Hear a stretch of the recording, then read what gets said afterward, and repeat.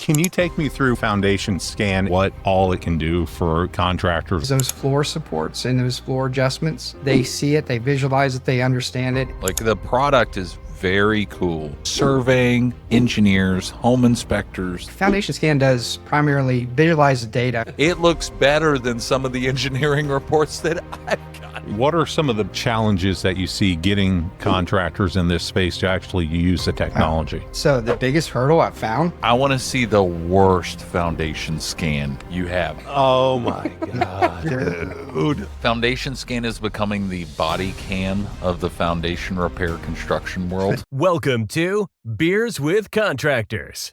Hey, tradies, listen, I want to let you guys in a little sneak preview of today's episode. This one's a good one because there's a lot of visuals. They come in later in the episode, but this is a product that I believe in, and it is so cool for our industry. So be sure to stick around because Brian with Foundation Scan has got some cool things going on in the industry. It's disrupting it. It's changing it. And I just want to show you guys that here, so stick with us. All right, tradies and terror. Welcome to another episode of Beers with Contractors. It is, man, we are cranking through the year. We're like I don't know how podcast seasons work. Do you know how they work, Terry? No, that would be far too much. No. Yeah, I don't know either. And so I guess we're in like 2 seasons, episode 16 or something. Mm-hmm. I don't even know when the second season started.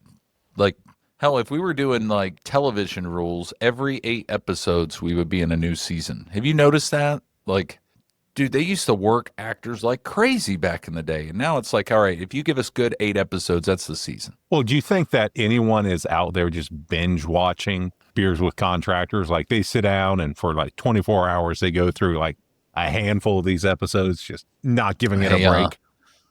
I don't want to brag, but out of our 5 listeners, my wife Sydney does listen to every episode.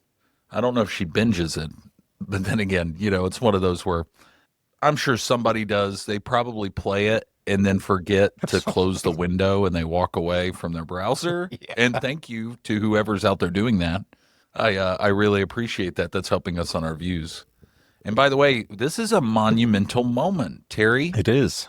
This will probably be either the second to last or last episode in our original studio because we are relocating to our new office. Are we moving on up?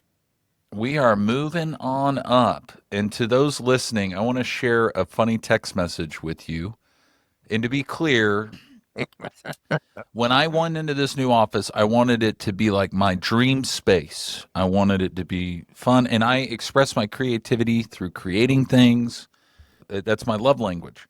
And so I literally am building a tree house inside of an open office concept.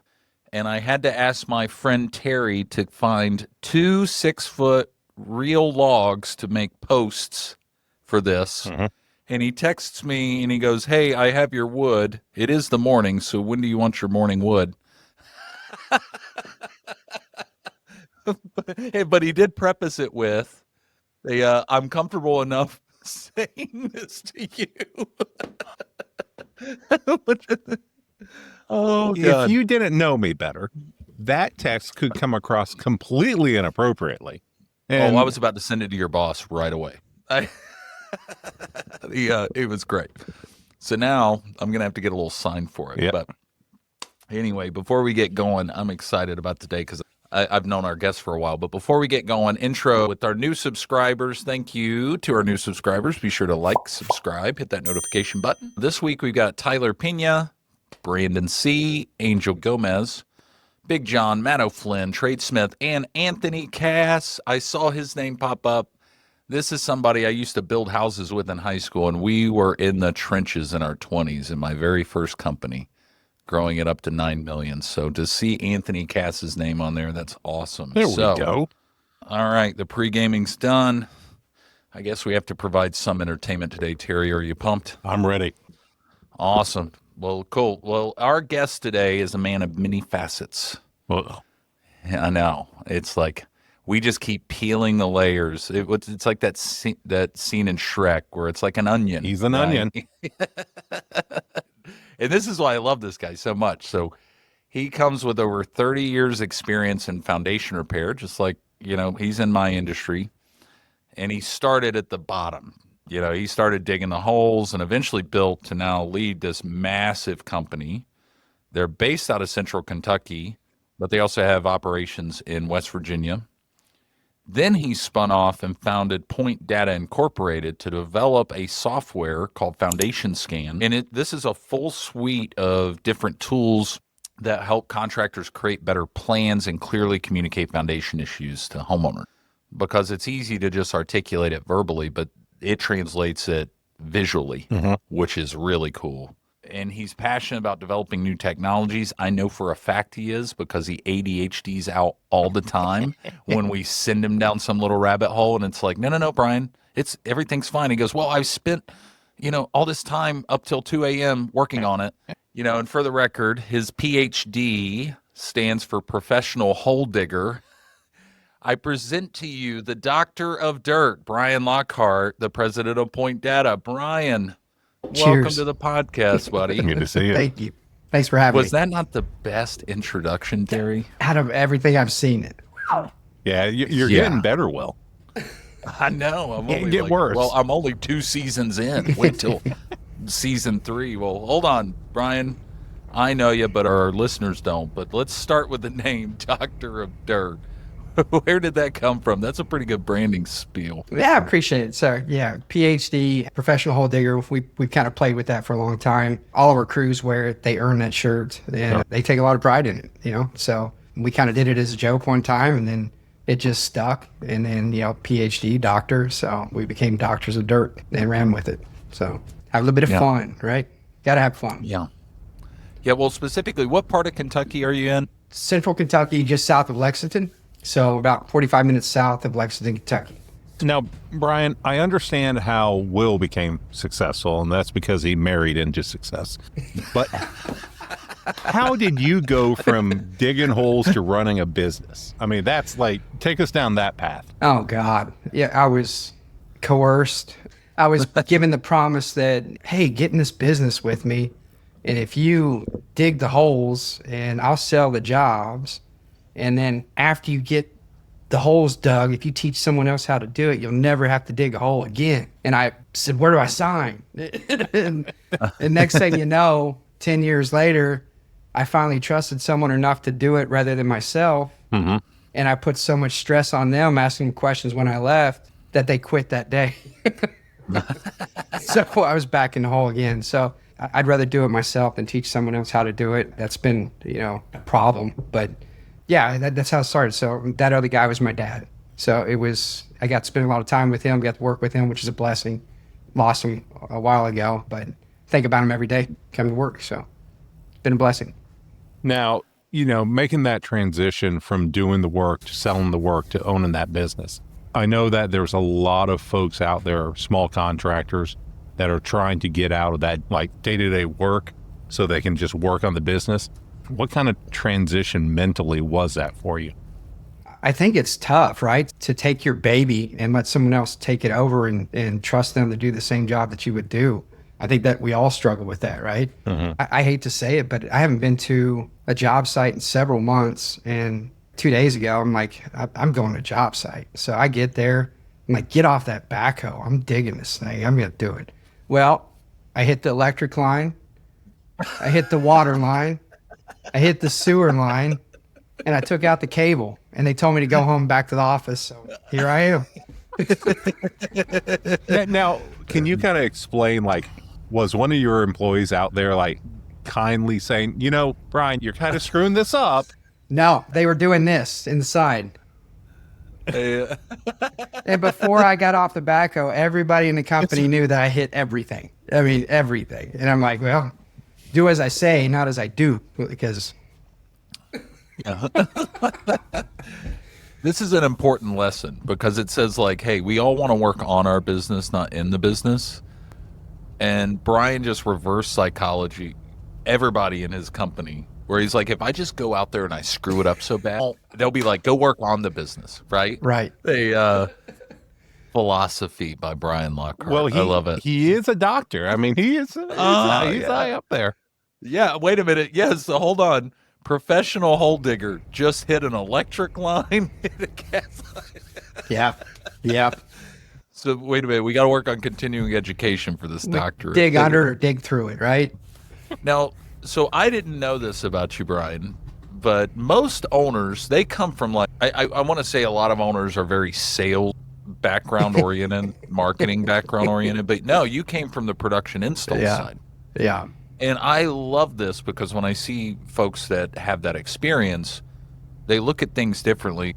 How has that helped you in United Structural and also Point Data?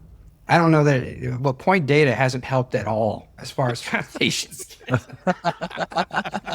Because I think I shared with you, I'm looking for a rep to sell foundation scan because I'm not the guy. I'm a doer and I'm not someone that tries to convince you to do it. If I'm your guy, I'm your guy, but I'm going to take care of you. I'm not a sales guy. I believe in things that work and I believe that you're honest with people and you do the right thing and it comes. And that's what I've relied on. And I've been blessed. I have a lot of customers, I guess, I've been lucky that understand that and understand me. That's just who I am. And again, reiterate, put me on a backhoe, but don't tell anybody and don't put me in front of people. Yeah. Yeah. So, now, Brian, Will gave me all of 2 minutes of a prep for this podcast. But can you that's true. Can you take me through what foundation scan is? How did you come up with it and what all it can do for either contractors or homeowners? Yeah, foundation scan does primarily visualize the data, like going back to the field, right? So we all understand this way too much. Customers may or may not understand what a foundation is. And I think we get desensitized to that, right? And I think that's our biggest hurdle is the more we do this, the more it hurts us because we expect that our consumers understand as much as we do about the house. And what we did is we originally started Foundation Scan because we wanted to help the customer visualize what we know. And that's what we did. And it mitigated service calls. So we went down a wrong path, doing a very complicated report that was very detailed, repeatable within a 32nd of an inch over and over again. But it was great for service calls, reduced service calls by 95%, still does. But then we realized it's a sales tool, and that's where we integrated these other two type of scans. So hold on. I want to, what hallucinogens or how many beers you had that said, well, take me through it. What was the genesis of creating this, Brian? Because, man, it's cool. Like, the product is very cool. And it's so relevant to not just foundation folks, surveying, engineers, home inspectors. What light bulb moment went off that said, this is what I'm going to create? I think, again, customers understand that we're not trying to pull the wool over their eyes, that we're trying to give them data, not opinions, so that they can understand that we're trying to work this problem together. And when we saw the reaction, when we put the reports in front of them and they had the data to see it and they understood it, become an advocate and we're working the problem rather than them looking at me like a sales rep and looking at me like someone that's trying to solve this issue with them. And we're working the problem together. And it becomes a different atmosphere. It's like anything else. It does take work. It does take resources. It does take timing and training and all that other stuff. But it's like anything else. You put a little bit of time in, you're going to plant those seeds, you're going to get the return.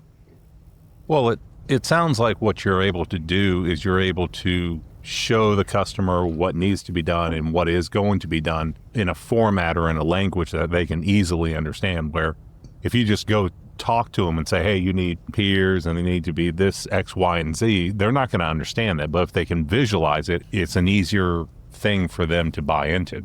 Yeah, exactly. So, I mean, when we're going and we're presenting this, anybody can take data. I hope everybody out there is taking data, right? And that's not the issue. So they're taking their schematic or their drawing and they're putting in, minus a half, plus 3/8, plus and minus whatever this is. We get that. You put it in front of the client, you're like, well, yeah, look, it's dropping here half, it's 3/8 over here. And they're looking at you like, oh, yeah. Deer in the headlights, have no idea. But when you pull up a scan, you're showing them something. It's like, hey, look, red bad, green good. So, yeah.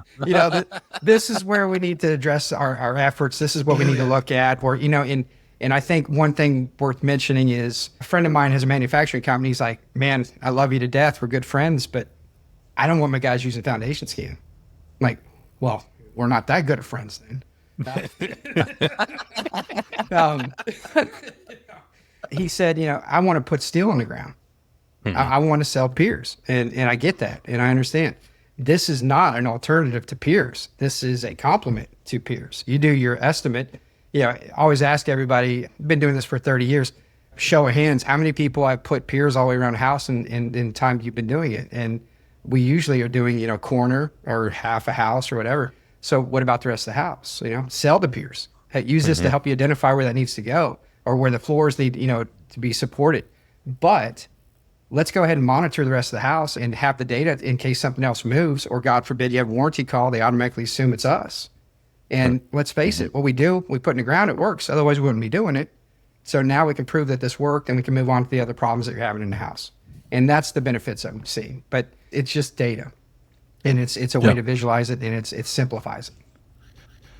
Well, and we're finding benchmarking. And Terry, I don't know if you're finding this in the commercial space with some of your kind of cohorts through there.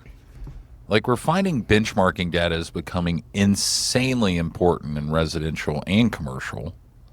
I mean, are you finding that a lot with surveying and commercial, Terry, from your contacts? Like, we need to identify that this needs to be here, and then 5 years later, is it still exactly where we left it? Well, I mean, within the surveying field, that's what is at the heart of surveying, is that they're walking in the footsteps of the surveyors that preceded them, right? And everything that they're doing, they're going back to points that were originally set and monuments, and they're relating it to where it should be or where that property is. And in terms of that, there is a very nice or very comforting understanding that your property corner has been there in that specific position for years and years and years.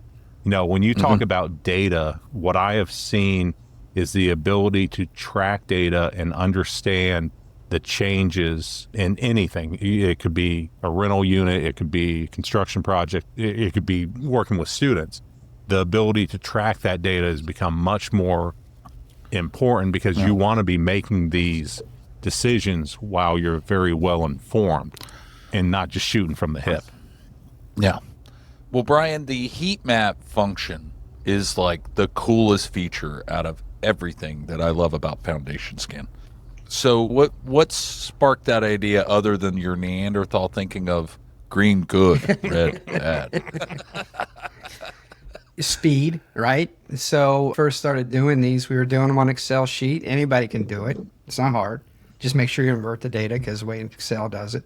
The problem is it took me about 2.5 hours to do the report.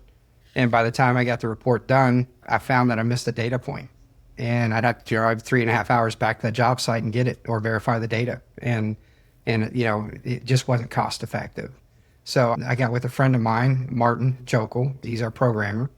And I pitched the idea to him, asked him if he knew anybody that could help me program it. And he said, well, I'll do it. I said, okay. The main thing, it had to be fast. It had to be done on site. It had to be done on a mobile phone or a tablet or whatever you want to use, but it had to be able to be done with the mobile phone while you're on site and be able to generate a PDF that's 12 pages long roughly that has all the data points so that we can see visually what's going on with the house before we leave there to make sure we had all the correct data points. We didn't miss anything. And that we can add floor levels in there so we didn't have to do math.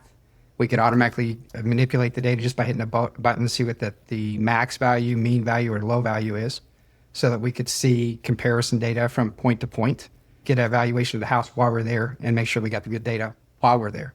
So we didn't go back to the house and miss it. And we can do these reports now within, half hour all day long. Mm-hmm. Brian, imagine working with like an idiot like Will.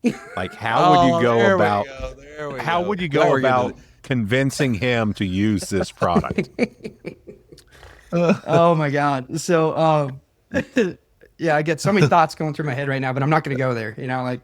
Yeah, you got beers with contractors. We can start another idiots with contractors, but but don't worry, Terry and I, we're here every week. Yeah, we've thought about rebranding. I think the biggest hurdle I've run into is that, kind of mentioned it early, is contractors have this fear that if they supply the data to the clients and they give them a report, that it's going to prove that what they did isn't working. And we run into that. And, I'll admit, like when we were doing this, I had the same, hesitation as well. I'm like, oh shit, Now, we're going to increase our warranties now. It's the exact opposite. It's 100% the exact opposite. We didn't do this as a sales tool originally. We did this as a warranty tool.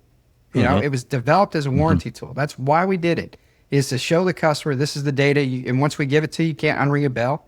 They have the data, so they can have anybody else shoot it. We've had surveyors come back and shoot the data after we did it to verify it for customers that were hesitant, didn't believe the data that we gave them. But once it's given to them, you can't unring that bell. And again, you just have to have faith in what you're doing works. And if you're using these reports to kind of base your repair, then you're not going to get it wrong. And if they ever said, God forbid, you lifted the wrong end of the house, that doesn't happen anymore. Because that happens. I've seen that happen a million times over. It's never happened in my company, but I've heard stories, I know you probably heard tons of stories. A company out in Oklahoma, boy, they're bad for it. But no. So, Brian, with this, there's some accompanying training that you guys have done really good at, because the data has to come from somewhere. I mean, what are the top 3 major tools you recommend to folks acquiring the measurements to input into Foundation? Yeah, great question. So we first started, again, we were doing that vertical survey that gives you a report when you go around the house. We make the data entry extremely easy. The problem was that it was a little bit more involved, and the equipment was at that time up to $30,000. That equipment has since come down. We recommend using a digital laser that reads a barcode.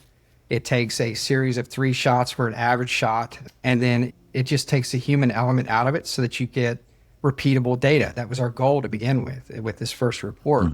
So that's come down to about $3,000 to $6,000 you can get in that equipment now. We use that for our warranty process because it's very detailed, or commercial jobs. Then we have a topo report that we do, and everybody's familiar with a CompuLevel or a zip level. Originally it was a CompuLevel. I think it's Dr. Dennis Borges out of California invented that thing. A very cool tool. If it's used properly, it's calibrated. And then, with these lasers now, you can buy them at Lowe's or Home Depot or Amazon for $100 now. And they're a plain laser that's accurate within, half inch over 100 feet. And you can calibrate it right on site just by turning it 180 degrees to see if it's hitting the same marks. And if it doesn't, you take it, you drop it in the trash, and you order another one. So, the equipment's gone down significantly. We recommend, a laser, zip level, or a digital level, depending on the survey that you're doing. Now, I know you would be the expert on this, Brian. Smart level versus zip level. Have you seen a difference? What would you prefer? Tradies, running your small business can be demanding. You got suppliers you got to work with. You're managing crews. Hell, you're chasing sales. It's a lot to take in. Listen, if you want to grow your business, you got to stop working in it, and you got to start working on it. So that's where my friends at Foundation Rescue Supply come in. You're not just getting foundation repair products and waterproofing products and air quality control products. With their nationwide distribution, you're getting a partner who knows how to help you scale.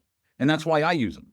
The Foundation Rescue Supply team has industry knowledge that'll help make your life easier. You get the tools, the trainings, the systems that you need to move the needle. You want your sales team to close more leads? Done, because they have the proven process for that. You need your crews to work smarter, not harder? Done. Their installation training will get you out there and rocking and rolling in the field. With Foundation Rescue Supply, you're not just buying materials here. You're buying a better business system that they have helped create. And you sell more, you install more, and you grow your team. So the bottom line is this: you get best industry pricing, you get field productivity on track, and you get more revenue out of everybody on your team.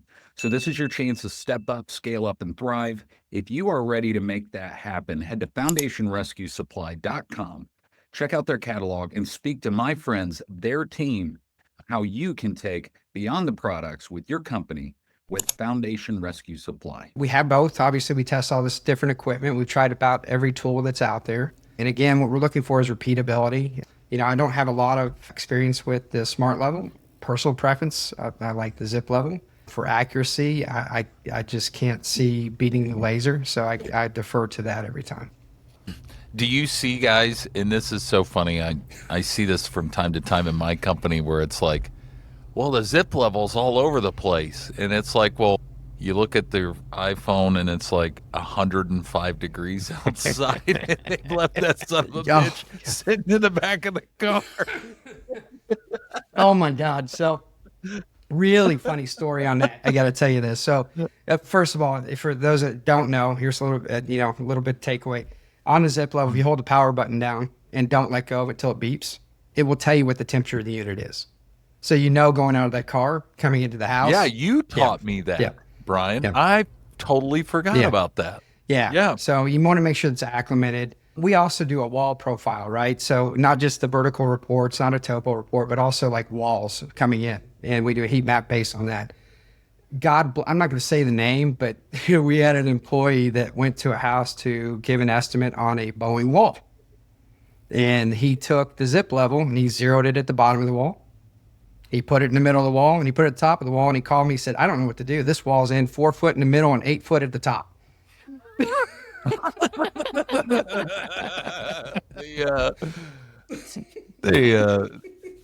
Terry, that was my third training day, so don't let Brian make fun of me too much. Need to get you more training there, Will. That's a bad wall. That's a bad wall. Stop drinking on the job. So, Brian, you kind of talked about something, and I think it's interesting. You're using this within your warranty for your customers, right? And as a reputable contractor that's on this podcast, not you, Will, as a reputable contractor, if there was issues with your work, even before this, you will go out and address it. But now that there's a way to say that this is part of that warranty, how much more at ease does that put the customers that you're working with? That another great question. I appreciate it. So very much so. So, what we tell clients is we have a warranty call and say that we didn't have the data on it at the time. Mm-hmm. So we go back from like, hey, listen, you got a crack here. It could be opening up. We're not sure if it's the area that we worked. It could be this other area. But if you're okay with it, we would like to go ahead and get the benchmark on this, right? Let's get a benchmark. Let's get it in the system, and let's come back and let's reshoot this in 3 months, unless it's evident, right? If you know that it's a problem, we're going to fix it, dig it up, fix it, and take care of it, test load it, whatever we need to do. But as a contractor, I'm sure you guys know as well, and this has happened to you. You go to a client, and your only way to appease them sometimes is to dig up a pier that you know is probably not settling, just to get them off your back, because they think you're just trying to, selling something. Oh, yeah. So what we do is, hey, please let us just get this data. And we're going to give you the data. We're going to come back 3 months, and then we'll know exactly where this is moved. And if they say yes, you just mitigated a crew that could be doing production and kept them from digging up a bunch of piers that were unnecessary. So that's a win. Now, the people that you're going to run into, because we know all customers are perfect, that understand it, they don't. So the ones that are irrational, they're going to be like, no, I don't believe you. Of course, you'd go ahead and do that. But while you're there, get the data, do the report for that person right there. Because if they called you and they're irrational about that one, guess what? They're calling you again in 90 days. So now when you have the data and they do call, you go, well, look at this, and then that saves it. And then you can sell the piers on the other end of the house, or you can say, this is the pinpoint one that we need to address. Instead of digging up 10 or 5, you're digging up 1. The benefits are unlimited, and you don't know this until you start planting the seeds. This is not something you see in the first day. It's something you're going to see over years, Yeah. Well, it's interesting you bring that up, Brian, because it's like, and by the way, I'm not a fan of regulation in a lot of industries, to be clear. But just like many industries, we have guys out there doing crazy stuff with no documentation, no depth logs, no benchmarks, nothing. And I have a feeling that there's certain states specifically that are going to start requiring foundation scans on projects to be accompanied by permits at some point, which kind of makes me think about the reporting feature that you guys have. Mm-hmm.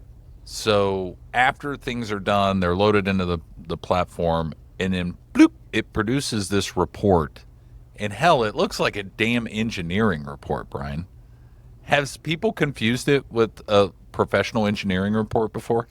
I think that, and by the way, take that in a good way. Well, I appreciate that. Yeah. Because it looks like a legitimate, it looks better than some of the engineering reports that I've got. Yeah, we took a lot of time in the design of the report because we wanted to show that value for the client. The software is not, it's not Gmail. It's not, your Salesforce or your database. this is a product that you are selling to the client. So we wanted to make sure that they see value in it. So we spent a lot of time on making sure that all the data, the field data, the raw data before it's manipulated, the series, the lifetime series would change over the data. You know, all of those things are in there so that they could see the value. And as far as engineer, or what we opted to do was we took floor standards, flatness standards, wall standards, and we put them at the end of the report, and it basically says that if you are beyond this range, then do this. And if you're beyond this range, then do this. And basically it says, and I don't know who comes up with these numbers, but if it is greater than 1/3 of an inch, what the hell's 1/3 of an inch? If it's greater than 1/3 of an inch, then call an engineer to review it. I mean, who uses 1/3 of an inch? Can we come on? Hold on. Hey, sometimes it matters there, Brian. Come on. Terry's head went right up. Terry's probably got somebody in his department right now measuring 1/3 of an inch. Oh my God. So, Brian, I mean, like you're talking about this. My question is I went out and looked at a new build residential construction project that had been built on a property that had a whole lot of infill, right? Yeah. And the contractor or the developer of that property probably did not compact the soil the way they needed to. And because of that, it was settling, brand new house, settling and cracking. Have you seen your system be used in litigation yet? Yes. Where it is adding that data or giving that testimonial for the homeowner when they're going after a contractor? Absolutely. Yeah. So when we truly knew we had something was we had a client that, you know, it always works this way, right? So we did a favor for a contractor flipper of ours and did the job lower than what we should have. New client moves in and says that the house is still moving. And we said, okay, we'll come look at it. We got the data on it. And 3 months later said, still moving. So we went back, shot it. It's not moving. And then called us again and said, no, it's moving. So we come out, we shoot it again. No, it's not moving. So it went to litigation, unfortunately. And so they came to us and they said, his attorney said, well, aha, you, sir, are not a surveyor. You are not an engineer. And I said, no, please don't call me that. You know, so we hired a engineer, or they asked us to have an engineer shadow us and do the survey like we do it. And we did. And they said, yeah, spot on. We can take levels just like anybody else. And we did. And it saved us from that lawsuit. And, you know, one other quick note, we know that, I guess, and correct me if I'm wrong, but I believe in Texas, they're giving these warranties, and it may be everywhere else too, where the contractor's got to give a warranty on the house for the foundation for like 10 years or something like that. Not sure exactly what it is, but, you know, no house is built perfectly level. Why not go ahead and get the data now to show as built? And that way, when a claim comes in later on, you can say, you know, hey, here's where it was and here's where it is, because we do the comparison reports from a reference too. And, you know, on that note also, case study after case study after case study. How many of us have had customers roll a marble down the floor and say you didn't lift it all the way? You know? And we can show them why we can't unless you take care of this quarter of the house that you didn't want to address. How can we lift the floor up 2 inches when you're down 3 inches on the right-hand side? You know, and they visually see that. And that's probably one of the biggest perks that we've seen is those floor supports and those floor adjustments. They see it, they visualize it, they understand it, and it snuffs that out right away. Yeah. Well, and that dovetails really well, Brian, because I think there's a few case studies, and I'd love for you to share one where you had a customer interaction. First off, you'll never forget, but also it's one of those where it's like, keep lifting, keep lifting, keep lifting. And you keep sending crews out, and it's like, Jesus, we're just going to keep sending people out there.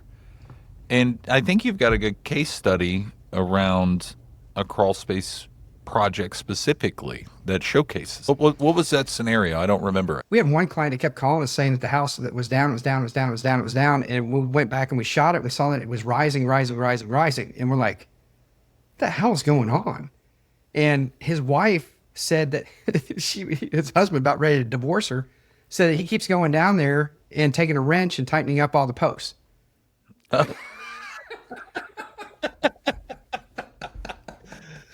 So God, that battered husband, man. What a loyal husband or a mean wife. yeah. So they don't understand that when there's 10 posts or whatever down underneath the crawl space, and you go and you tighten them up or tighten the bolts. In this case, I think it was actually helicals that were underneath there, so he had 2 bolts on top. He kept tightening them up, and he just kept lifting his house. And it's like, stop. And we have the data, So yeah, as far as the case studies go, should have had some prepared for you. Maybe we can do that later. But No, hold on. I think we're good here. Yeah. Brian, you have a picture, and I know they're on your computer somewhere, of this crawl space that has like 30,000 jackpot. Do you have it? Do I you don't have know a if I picture should of this? show it, but yeah, I do. Yes, share it. Oh my Terry, you have God. to see this crawl space. Let me see if I could figure And this out. And this poor company, hopefully it's not Brian's company. Let's Was say your it is. company, Let's Brian? just say it's mine. It was mine. Let's just say it was Okay. mine. Yeah. And they're just like, the floor's not level. The floor's not level. Just keep adding jacks, adding jack.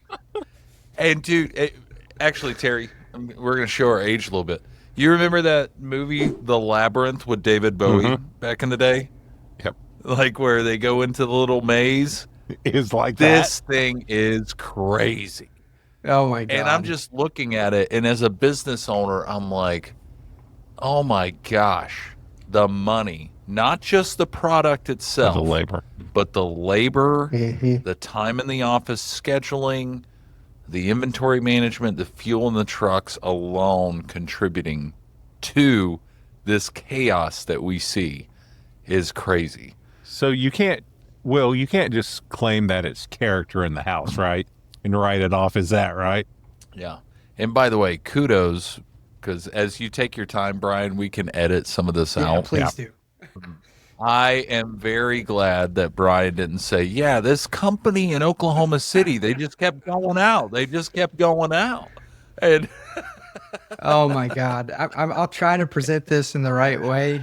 Yeah. I know it's on your slide deck. Please, I've seen please edit this. it. And listen, I want Are to we be going to very see clear. Will's face behind one of the helical coils? Just Yeah, I'm hiding behind one of the crawl space piers. Oh my God. Hey, this is such a visual product that we can do this, Brian. We can show amazing. visuals on our podcast. So go ahead. So this was a house that we were called in, and they wanted to do a foundation scan because they kept coming back. And let me see if I can pull this up right. So the first plan was to come in. I think this was the original beams in the house, and you can see where the original posts were, and they added some of these blue posts in here too that you see, supplemental posts inside the crawl space. Customer kept calling back and saying, in this area right here, there's a crack in the drywall in the second, just above the living room. Come back and fix it, come back and fix it, come back and fix it. So they did about probably every 3 months. This is what they added every time they came back.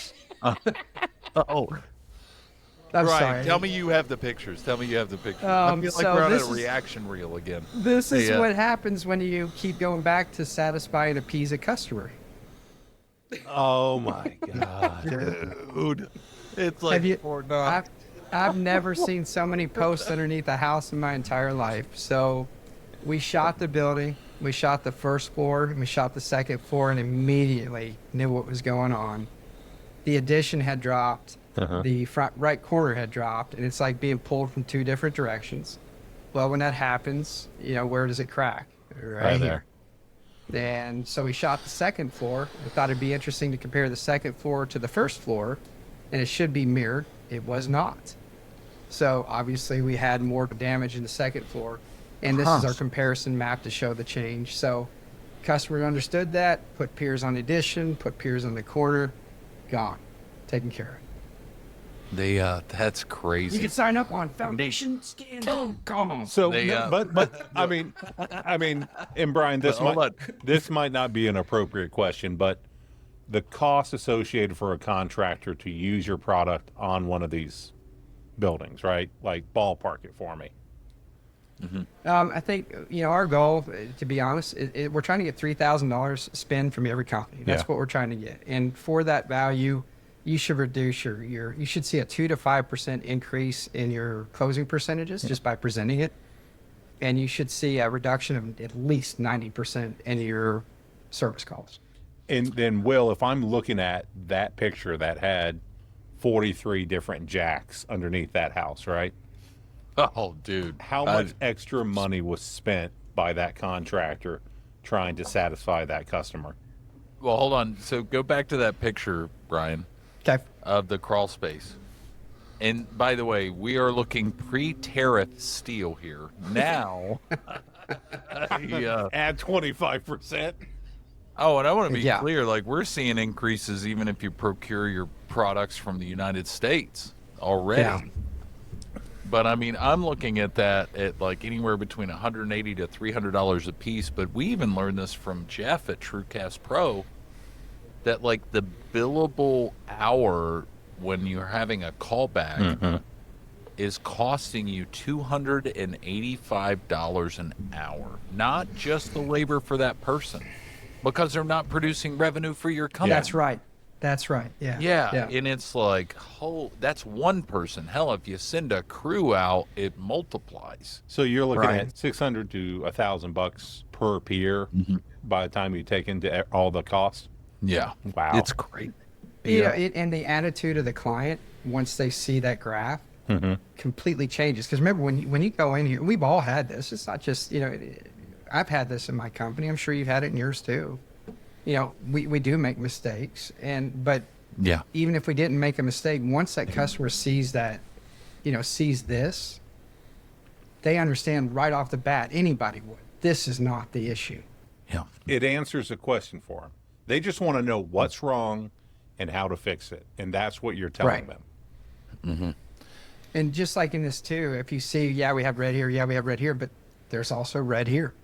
Yeah. You know, so hey, let's fix this, but let's continue to monitor this. This will increase your ticket sales too. And again, I wish I could say, you know, we've had a hard time getting people to invest the time to understand it and do it. There's different, you know, models to doing this. We have a tech that runs out and does these for our team. We sell it every single job, and we have a tech that goes out there and performs the foundation scan to make sure we got everything right. There's other companies that have reps do it on site. It's difficult to get reps to do this on site. I mean, it just is. So I don't know what the right answer is for the business model. I just know that if you do it and you put it in as a line item period, then you're forced to do it, and you'll reap the benefits. Well, and Brian, that's the other thing we haven't talked about. We talked a lot about warranty work and just making sure that everything's accurate, but are you starting to see where people can charge for these reports? Oh, 100%. Yeah. I mean, we started doing these test marketing this in my own company and doing this, not just me doing it, but actually selling this and have our tech do it. I think about 3 years ago now. And we have got 806 people right now that have not contacted us in over 12 months, have not called our office for anything, haven't called for a warranty, you know, complaint, haven't called for new work, haven't called us at all. So we have 808 people in 3 years that we've shot that we can pick the phone up, and we're getting ready to start doing that, to call and say, would you like another scan? Would you like a follow-up scan? Do you have any concerns?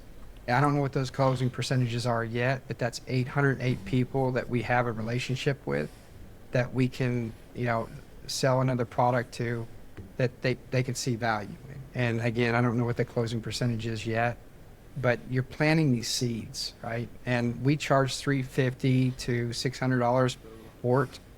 And keep in mind, we do the wall profiles and the vertical and the topo. And then we have some clients that just say, hey, I don't have the budget right now. You know, I don't have the money.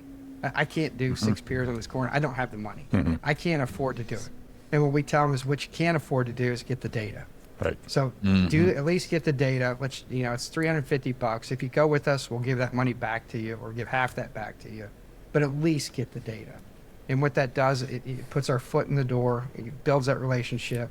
And when they do get ready to do the work, if we can't get the sale right then and there, then it's going to develop into a sale later on because we've earned that relationship. Well, and Brian, you know, knowing Will for years and meeting a handful of different foundation repair guys, all of you are working in a space that's relatively the same. You're selling relatively the same product, this also gives you a way to distinguish yourself and set yourself apart from the other guy down the street, right?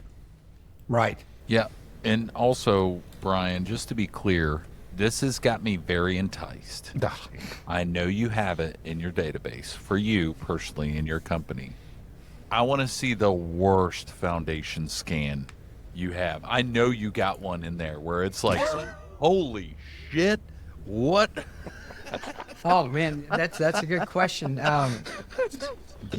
Like, Yeah, I mean, I don't know hell if I have that one happened here? handy, but we've shot so many against such a broad database now, which is really cool. But I've got a bunch of these case studies. Again, I hope you edit this out. But this from the data input, and Terry, I don't know if you've seen this, but you hit one button after putting in the raw data, and this is the report that Will was talking about. Wow. This is what gets generated on site. That could even make someone. That's why.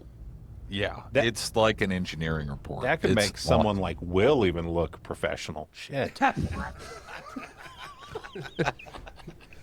Hey, That's hilarious. yeah.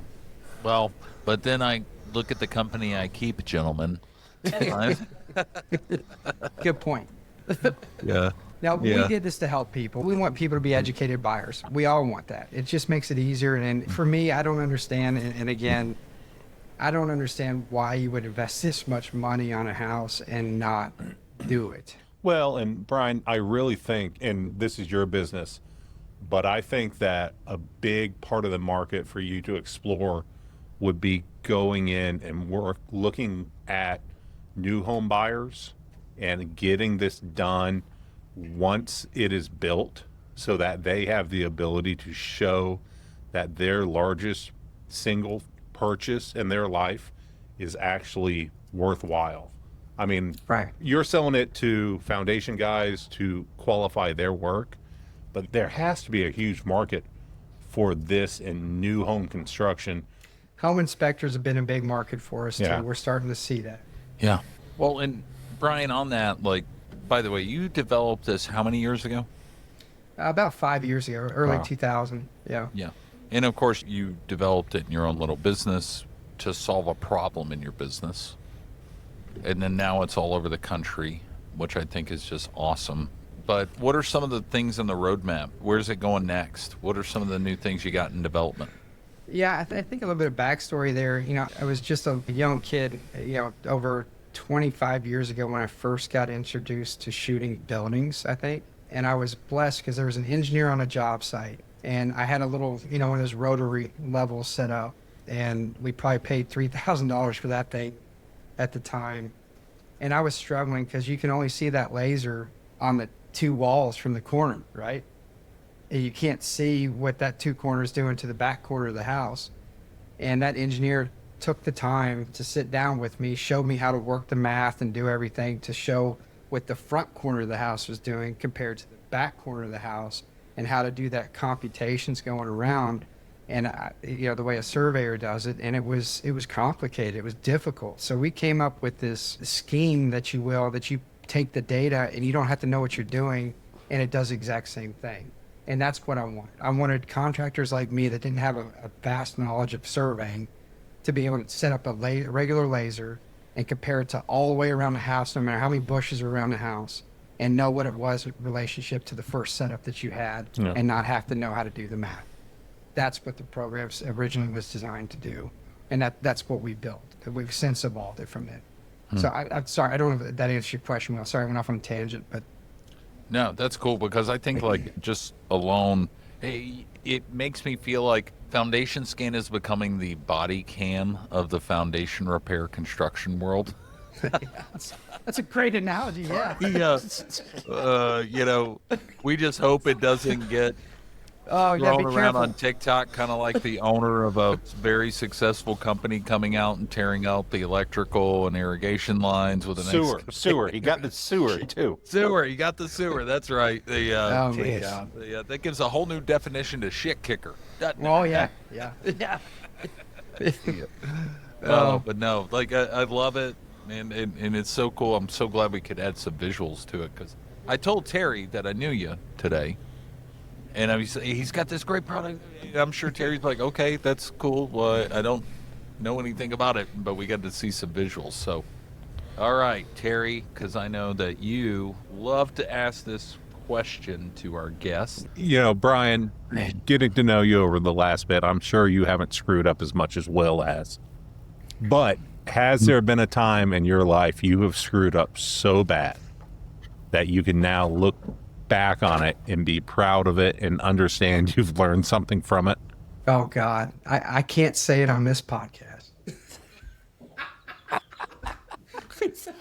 Okay, let's preface it and say concerning construction and business. No, I mean, I really wish I could tell you this story, but it is so inappropriate that I can't even go there, and it will haunt me till the day that I die. But it's the funniest damn thing I've ever done in my life, and every community that's out there would be after me and hunt me down, and I can't say it. So I'll tell you one funny story I can think of is we were waterproofing a house, and it was an elderly couple, a sweet couple. Oh my God, they were so great. Cooked us, cookies every day. That type of client where they bring out lunch and everything, and you want to say no because you don't want to accept anything. We're not supposed to accept anything from customers, but you couldn't say no to them. So we had done, the old school waterproofing, dug out around the house, put mastic and everything on the walls. Of course, you can't even look at that stuff without getting it all over you. So we put caution tape around the back door and, told them, don't go out the back door. We get there the next day, and we get there, and they coffee for us and everything again. I'm like, oh, all right, great. And they showed us these clothes, and they were just covered in black tar.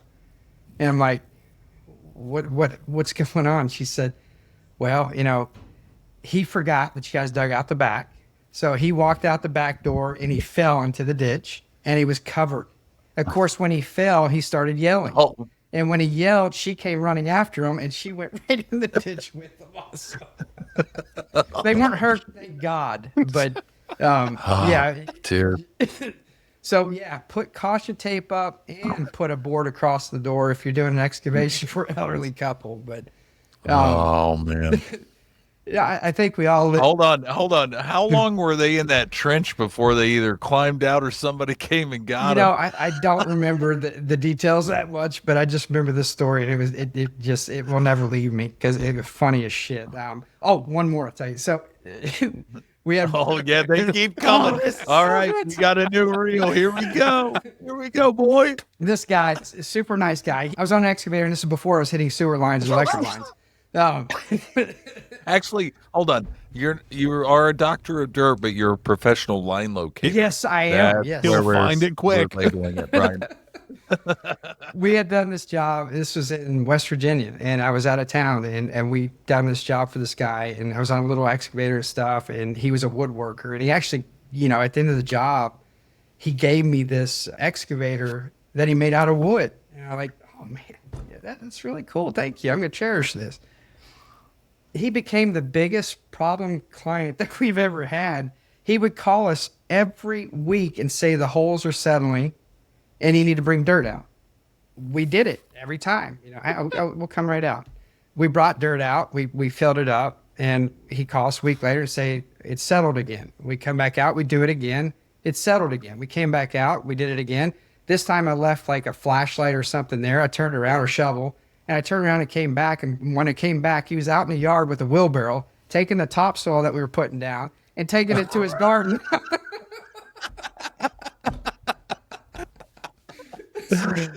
Son of a bitch. Hey, that clever guy. Damn, I may use that one. Hey, Oh, my God.